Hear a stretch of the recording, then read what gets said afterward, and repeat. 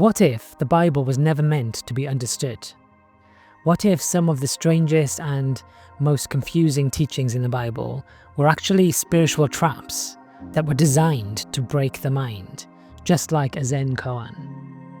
Because around the world, Zen masters have used koans to snap the student out of the logical mind and into direct awakening.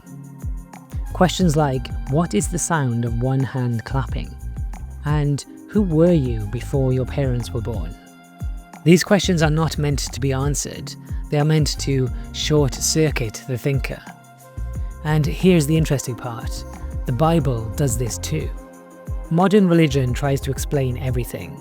Literal, doctrinal, historical.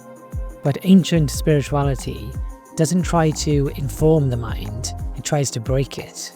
Take this line from the Bible. The first shall be the last, and the last shall be the first. What is that? It doesn't make any sense. Who is the first and who is the last? But a Zen teacher would smile, because paradox is the doorway. When the mind fails to grasp it, it collapses. And in that collapse, space opens. Now listen to Jesus as if he's speaking koans, not doctrine. He said, lose your life to find it. To the logical mind, this is impossible. To the awakened mind, it is obvious. When the ego, the sense of me, dies, what remains? What sees the thoughts?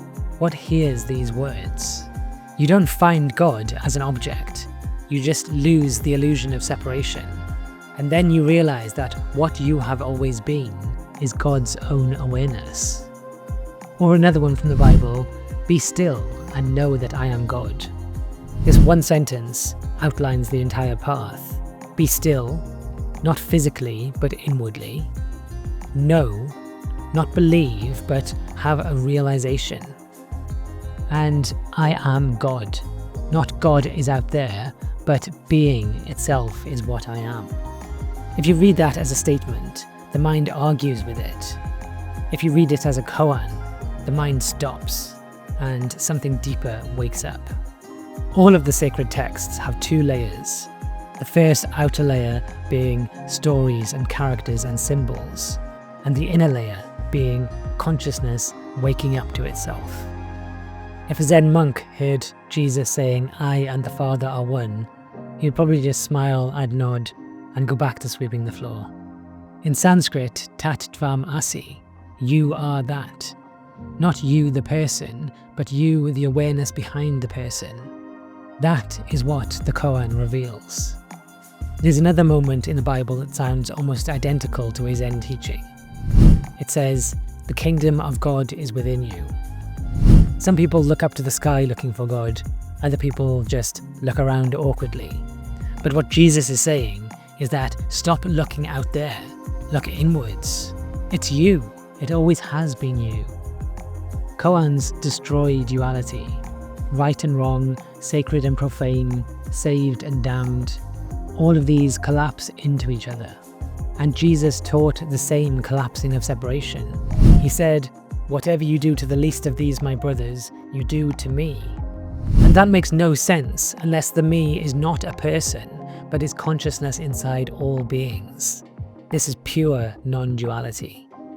There is a story from the Desert Fathers, early Christian monks who lived in silence. One monk asked his teacher, what must I do to see God? The teacher raised his hand, fingers open, then slowly closed it into a fist. And he said, as long as your hand is closed, you cannot receive. The student understood. The mind grasps, the heart releases. When the grasping stops, all that's left is God. A Zen master could not have said it better. Zen says, a finger pointing at the moon is not the moon. The Bible can be the same. Not a book of answers, but a book of pointers, pointing beyond thought, beyond belief, to direct experience of the divine. The kingdom of God is not somewhere else. It's not later, it's not after death. The kingdom of God is within you. Read literally, it's confusing. Read as a koan, it opens.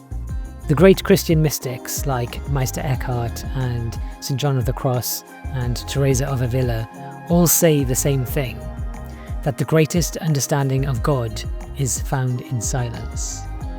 Why? Because silence is not empty. It is more full than words could ever be. When Jesus went into the desert, he wasn't escaping, he was listening. So what if Jesus came not to start a religion, but to awaken a realization? That God is not separate from creation, is not separate from you, is not separate from anything. That the divine is the very awareness hearing these words. Read the Bible literally and you get doctrine. Read it like a koan and you get awakening. If this is true, then the Bible is not a book of answers. It is a mirror that doesn't reflect your beliefs, but it reflects your being. And the mirror asks, who are you without the story of you? Who is it that is hearing this sentence? What is the boundary between you and God? These are koans. If this shifted your perspective, wait until you see all of the Buddhist teachings that are hidden away in the Bible. Watch this video and I'll show you.